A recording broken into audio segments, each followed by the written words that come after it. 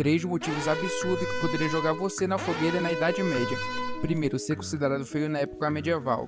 Na Idade Média, a aparência física era altamente valorizada, e ser considerado feio poderia ser interpretado como sinal de maldição ou bruxaria. Algumas pessoas acreditavam que a feiura era uma marca do diabo, resultando na condenação de pessoas feias. Vai logo mandando esse vídeo pro seu amigo feio que ia ser jogado na fogueira. Segundo, falar durante o sono. Acredite ou não, durante a Idade Média, algumas pessoas acreditavam que falar durante o sono era um índice de bruxaria e influência demoníaca. 3. Ter verruga. Como as verrugas eram frequentemente associadas à bruxaria, qualquer pessoa que tivesse uma verruga suspeita poderia ser acusada de praticar magia negra. Alguns acreditavam que a verruga era a marca do diabo ou que levava a muitas execuções injustas.